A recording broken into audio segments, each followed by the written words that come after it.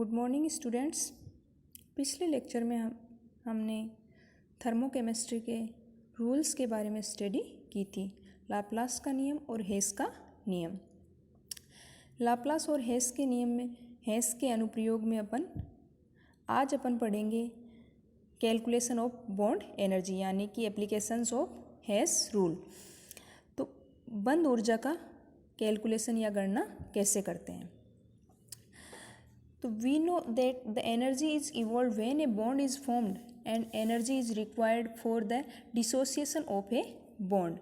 यानी कि अगर कोई भी रासायनिक अभिक्रिया होती है तो उस रासायनिक अभिक्रिया में क्या होता है कि कुछ बंध टूटते हैं और कुछ बंध बनते हैं। तो जब बंध टूटते या बनते हैं तो उसमें कुछ ऊर्जा का उत्सर्जन होता है, कुछ ऊर्जा का अवशोषण होता है। तो जब बंध बनते हैं तो ऊर्जा का उत्सर्जन, और जब बॉन्ड टूटते हैं तो ऊर्जा की आवश्यकता होती है। तो bond energy is the amount of energy released when 1 mole of bonds are formed from the isolated atoms in the gaseous state, or the amount of energy required to dissociate 1 mole of bond present between the atom in the gaseous molecules। यानी कि जो bond energy जो होती है वह ऊर्जा की वह अमाउंट होती है जो 1 मोल बॉन्ड्स को या बॉन्ड्स के 1 मोल को बनाने के लिए जितनी ऊर्जा की आवश्यकता होती है, या फिर 1 मोल बॉन्ड्स को तोड़ने के लिए जितनी ऊर्जा की आवश्यकता होती है वह उसकी बॉन्ड एनर्जी कहलाती है। कहने का मतलब है कि एक यौगिक में उपस्थित किसी विशेष प्रकार के बंधों के 1 मोल को वियोजित करने या तोड़ने के लिए आवश्यक ऊर्जा के औसत मान को उस बंध की बंध ऊर्जा कहते हैं। Delta H equal to delta H product minus delta H reactant. Chemical reactions is breaking of old bond and making of new bond. यानी कि कोई भी रासायनिक अभिक्रिया होती है उसके अंदर क्या होते हैं, पुराने बंध टूटते हैं और नए बंध बनते हैं।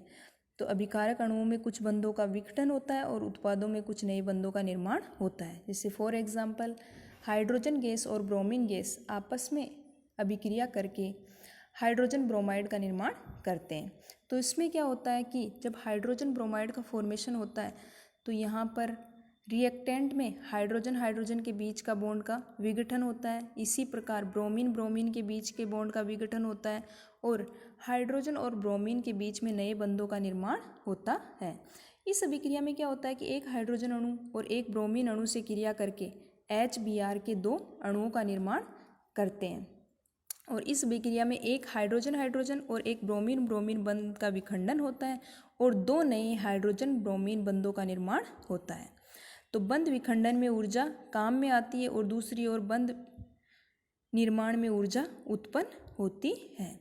तो ऊर्जा में ये जो परिवर्तन होता है जिसको अपन डेल्टा H कहते हैं, वह उत्पादों की ऊर्जा माइनस क्रिया कारकों की ऊर्जा के अंतर के बराबर होती है।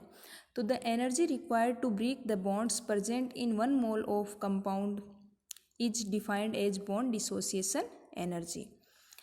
नेक्स्ट जैसे एग्जाम्पल अपन लेते हैं कि क्लोरीन गैस के द्विपरमाणु अणु को अगर अपन लेते हैं तो क्लोरीन गैस 2 क्लोरीन परमाणुओं में के अंदर कन्वर्ट होता है। तो एक क्लोरीन क्लोरीन के बीच का बॉन्ड डिसोसिएट होता है तो 242 किलो जूल ऊर्जा का उत्सर्जन होता है या ऊर्जा की आवश्यकता होती है। Bond energy also called the mean bond enthalpy और average bond enthalpy is the measure of bond strength in a chemical bond. यानी कि जो बॉन्ड एनर्जी जो होती है उसको अपन माध्य बॉन्ड एंथैल्पी या औसत बॉन्ड एंथैल्पी भी कहते हैं, जो कि बॉन्ड किसी भी केमिकल बॉन्ड की बॉन्ड स्ट्रेंथ को दर्शाती है। तो breaking a bond usage energy, अगर किसी बॉन्ड को तोड़ने के लिए एनर्जी की आवश्यकता होती है तो उसको अपन एंडोथर्मिक प्रोसेस कहते हैं, क्योंकि उसमें ऊर्जा का अवशोषण होता है। और जब बॉन्ड बनता है तो कुछ ऊर्जा जो रिलीज होती है उस प्रोसेस को एक्सोथर्मिक प्रोसेस कहते हैं, क्योंकि एक्सोथर्मिक प्रोसेस में या बॉन्ड बनने पर ऊर्जा का क्या होता है, उत्सर्जन होता है। नेक्स्ट अपन लेते हैं कि एप्लीकेशंस ऑफ बॉन्ड एनर्जी की अनुप्रयोग। फर्स्ट अपन लेते हैं बॉन्ड एनर्जी के द्वारा अपन किसी रिएक्शन की एंथैल्पीज का निर्धारण कर सकते हैं या अभिक्रिया ऊष्मा का निर्धारण कर सकते हैं। तो बंद ऊर्जाओं की सहायता से अपन अभिक्रियाओं की एंथैल्पी ज्ञात कर सकते हैं। जैसे अपन एग्जांपल लेते हैं CH2 double bond CH2, ethene लिया अपन ने गैसियस स्टेट में। एथीन का जब अपन हाइड्रोजनीकरण करवाते हैं, H2 के साथ क्रिया करवाएंगे, तो वह हाइड्रोजनीकरण के द्वारा यानी उसका एक पाई बॉन्ड टूटेगा और वह सिग्मा बॉन्ड में कन्वर्ट होकर के CH3 यानी कि एल्केन का फॉर्मेशन करता है। तो इस अभिक्रिया में क्या होता है कि C2H4 के पास 4 कार्बन हाइड्रोजन बॉन्ड अप्रभावित रहते हैं, केवल एक कार्बन का डबल बॉन्ड कार्बन टूटता है और हाइड्रोजन का एक हाइड्रोजन बॉन्ड टूटता है। दूसरी ओर C2H6 में एक कार्बन कार्बन बंध तथा 2 कार्बन हाइड्रोजन बंध बनते हैं। तो अतः अपन कह सकते हैं जो डेल्टा H होगा उसमें क्या होगा कि एक कार्बन कार्बन बंध बन रहा है और 2 कार्बन हाइड्रोजन बॉन्ड बनते हैं। और शुरू में रिएक्टेंट के अंदर एक कार्बन डबल बॉन्ड कार्बन टूटता है और एक हाइड्रोजन बॉन्ड टूटता है। तो उसमें क्या होता है कि जब बंध बनते हैं तब तो ऊर्जा का उत्सर्जन होता है और जब बंध बनते हैं तब तो ऊर्जा उत्सर्जित होती है और जब बंध तोड़ते हैं तो ऊर्जा का अवशोषण होता है। तो यहाँ पर अपन इसको दर्शा सकते हैं कि इस अभिक्रिया के लिए तो उत्पादों की डेल्टा H की वैल्यू और क्रियाकारकों की। तो उत्पादों में केवल एक कार्बन कार्बन बॉन्ड बन रहा है और 2 कार्बन हाइड्रोजन बॉन्ड बनते हैं, जबकि क्रियाकारकों में एक कार्बन डबल बॉन्ड कार्बन टूटता है और एक हाइड्रोजन बॉन्ड टूटता है। तो इसके द्वारा अपन इसकी डेल्टा H की वैल्यू का मान ज्ञात कर सकते हैं। और जब डेल्टा H वैल्यू का मान ज्ञात करते हैं इसका, तो इसके लिए जो वैल्यू आती है वह होती है -129.6 किलो जूल।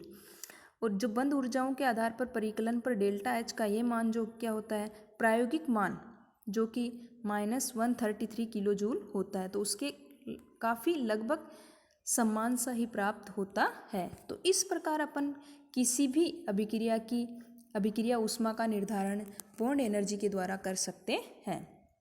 नेक्स्ट आता है कि यौगिकों की संवहन एंथैल्पी का परिकलन कर सकते हैं या calculation of enthalpies of formation of compounds, यानी कंपाउंड्स के फॉर्मेशन में जो एंथैल्पी की गणना करना। तो बंद ऊर्जाओं के मानों की सहायता से अपन क्या कर सकते हैं कि कोई यौगिक है उसकी संवहन एंथैल्पियों को ज्ञात कर सकते हैं। जैसे अपन कोई एग्जांपल ले रहे हैं एसीटोन, तो एसीटोन की अगर अपने को संवहन की एंथैल्पी या ऊष्मा को ज्ञात करना है तो एसीटोन को जो निर्माण होता है 3 कार्बन एटम 6 हाइड्रोजन एटम और ऑक्सीजन एटम मिलकर के एसीटोन का फॉर्मेशन करते हैं। तो इस अभिक्रिया में क्या होता है कि 2 चेंजेज आते हैं। फर्स्ट चेंजेज तो क्या होता है कि 3 हाइड्रोजन बॉन्ड टूटते हैं और 6 हाइड्रोजन एटम्स का निर्माण करते हैं। सेकंड है कि हाफ ऑक्सीजन गैस का बॉन्ड टूटता है और 1 ऑक्सीजन एटम देता है और इसमें तथा 3 कार्बन परमाणु ऊर्ध्वपातित होकर गैसियस परमाणु देते हैं। तो फर्स्ट परिवर्तन तो ये होता है इसमें। सेकंड इसमें ये होता है कि जब एसीटोन बनता है तो उसके अंदर क्या होते हैं 2 कार्बन कार्बन सिंगल बॉन्ड और 6 कार्बन हाइड्रोजन बॉन्ड बनते हैं और 1 carbon double bond oxygen bond का फॉर्मेशन होता है। कहने का मतलब ये है कि जब यौगिक की एंथैल्पी की कैलकुलेशन करते हैं अपन, तो उसमें क्या होता है कि कार्बन हाइड्रोजन और ऑक्सीजन मिलकर के एसीटोन का फॉर्मेशन करते हैं। तो रिएक्टेंट के अंदर तो 3 हाइड्रोजन मॉलिक्यूल टूट करके 6 हाइड्रोजन एटम का फॉर्मेशन करते हैं तथा हाफ ऑक्सीजन मॉलिक्यूल टूट करके 1 ऑक्सीजन एटम का निर्माण करते हैं और 3 कार्बन जो सॉलिड स्टेट में होते हैं वह सब्लिमेटेड होकर के गैसियस कार्बन परमाणु देते हैं। और प्रोडक्ट के अंदर जो होता है कि उसमें 2 कार्बन कार्बन बॉन्ड का फॉर्मेशन होता है, कार्बन कार्बन एकल बॉन्ड का फॉर्मेशन होता है और 6 कार्बन हाइड्रोजन बंधों का निर्माण होता है तथा 1 carbon double bond oxygen bond का फॉर्मेशन होता है। तो टोटल इसकी जो एंथैल्पी की जो संवहन एंथैल्पी होगी एसीटोन की उसको अपन डेल्टा एच एफ के द्वारा डिनोट करते हैं। तो यहाँ पर क्या हो जाएगा, 3 कार्बन 3 हाइड्रोजन बॉन्ड टूटे उनकी enthalpy plus half oxygen bond के डिसोसिएशन की जो एनर्जी होती है वो। नेक्स्ट ऊर्ध्वपातन यानी कि ऊर्ध्वपातन स्टेट से गैसीय अवस्था में जाते हैं उसकी ऊर्जा। बाकी है जो उत्पाद बनता है एसीटोन, तो एसीटोन में क्या होते हैं, 2 कार्बन बॉन्ड फॉर्मेशन होता है तो उसकी ऊर्जा, 6 कार्बन हाइड्रोजन बॉन्ड बनते हैं तो उसकी ऊर्जा, और 1 कार्बन डबल बॉन्ड ऑक्सीजन का फॉर्मेशन होता है तो उसकी ऊर्जा। तो इन ऊर्जाओं का जब मान रख करके अपन कैलकुलेट करते हैं तो जो वैल्यू आती है अपने पास डेल्टा एच एफ यानी कि एसीटोन के फॉर्मेशन में जो एंथैल्पी होती है उसका मान होता है -194 किलो जूल प्रति मोल, यानी कि 1 मोल एसीटोन के फॉर्मेशन में इतनी ऊर्जा का उत्सर्जन होता है। नेक्स्ट इसकी जो एप्लीकेशन है बॉन्ड एनर्जी की वो है डिटर्मिनेशन ऑफ रेजोनेंस एनर्जी या अनुनाद ऊर्जा का निर्धारण करना। यानी अनुनाद क्या होता है कि कोई पर्टिकुलर अगर कोई यौगिक है, कंपाउंड है, उसको अपन किसी एक संरचना के द्वारा न दर्शाकर, यानी कि उसके सारे गुणों को अपन एक संरचना के द्वारा न दर्शाकर वह एक से अधिक संरचनाओं में उपस्थित होता है जिनको अपन रेजोनेटिंग स्ट्रक्चर कहते हैं, और इसी को अपन रेजोनेंस कहते हैं। यानी कि उसकी एक से अधिक संरचनाओं के अंदर व्यवस्थित होता है और वह सारी संरचना उसके कोई न कोई गुण को शो करती है। तो generally the enthalpy of formation calculated on the basis of bond energy and experiment value show good agreement। यानी कि सामान्यतः अपन क्या करते हैं कि जो बॉन्ड एनर्जी होती है उसके आधार पर जो ज्ञात करते हैं संपूर्ण एंथैल्पी का मान, उनके प्रायोगिक मानों से काफ़ी समानता होती है। लेकिन यदि कोई यौगिक में अनुनाद हो तो उसमें क्या होता है कि उन जो कैलकुलेटेड होता है और एक्सपेरिमेंटल वैल्यू होती है उनके मानों में काफ़ी अंतर आता है। तो यही अंतर उस यौगिक की अनुनाद ऊर्जा का माप होता है। यानी कि सामान्यतः तो अपन कोई यौगिक है तो उसके लिए जो वैल्यू ज्ञात करते हैं अपन उसकी बॉन्ड एनर्जी के आधार पर, तो उसकी बॉन्ड एनर्जी के आधार पर जो मान ज्ञात करते हैं वह उसकी प्रायोगिक वैल्यू के आधार पर ज्ञात किए गए या कैलकुलेटेड किए गए मान के बराबर होता है, यानी काफ़ी समान होता है। लेकिन कभी कभी कोई यौगिक जो है वह रेजोनेंस शो करता है तो उसमें क्या होता है कि रेजोनेंस शो करने वालों में उसकी कैलकुलेटेड और एक्सपेरिमेंटल जो वैल्यू होती है उनके मान में काफ़ी डिफरेंस होता है। और ये डिफरेंस क्या होता है कि जो कैलकुलेटेड और एक्सपेरिमेंट वैल्यू है इनका डिफरेंस के लिए जो वैल्यू आती है वही उसकी रेजोनेंस एनर्जी कहलाती है। फॉर एग्जांपल जैसे अपन बेंजीन लेते हैं, बेंजीन C6H6, इसमें 6 कार्बन एटम और 6 हाइड्रोजन एटम। तो इसमें क्या होता है कि जब इसकी केकुले संरचना देखते हैं अपन तो केकुले संरचना में इसमें क्या दिखाई देता है, 3 कार्बन एकल बॉन्ड और 3 डबल बॉन्ड दिखाई देते हैं। तो जो डेल्टा HD है या वियोजन ऊष्मा होगी, जो डिसोसिएशन एनर्जी जो होती है इसकी बेंजीन की, उसमें क्या हो जाएगा, 3 carbon single bond plus 3 carbon double bond और 6 कार्बन हाइड्रोजन सिंगल बॉन्ड। तो इसके द्वारा जो वियोजन ऊर्जा का मान आता है वो आता है 5384 किलो जूल प्रति मोल।